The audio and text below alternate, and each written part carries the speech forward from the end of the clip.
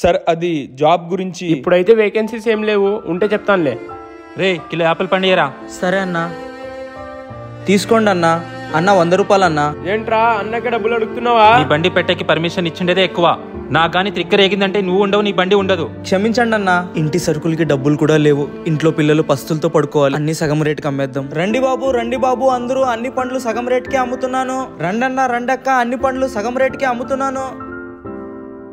అన్నా ఏమైందన్నా, ఎందుకని సగం రేటుకి అమ్ముతున్నారు? పొద్దున్నుంచి వ్యాపారమే లేదన్నా. ఇంట్లో పిల్లలు పస్తులతో పడుకుంటారన్నా. పండ్లు రేపు దాకా పెట్టుకుంటే ఇవన్నీ చెడిపోతాయన్నా. ఇవి నా హాస్టల్ రెంట్ డబ్బులే. ఈ బండి ఎంత అమ్మితే మీకు ఎంత వస్తుందన్నా? 2000 వస్తుందన్నా. సరేనా, ఇవి 2000 రూపాయలు ఉన్నాయి, తీసుకోండి. 1000 రూపాయల పండ్లు మీ ఇంటికి తీసుకెళ్ళండి పిల్లలకి. ఇంకో 1000 రూపాయలు ఎవరైనా పేదలు వస్తే వాళ్ళకి ఇచ్చేయండి అన్న. హలో సార్, నిన్న మీరు ఇంటర్వ్యూ ఇచ్చారు కదా, మీరు జాబ్కి సెలెక్ట్ అయ్యారు. థ్యాంక్ యూ అండి. ఒకరికి మీరు మంచి చేస్తే మీకు ఖచ్చితంగా మంచి జరుగుతుంది. వీడియో నచ్చితే లైక్ చేయండి.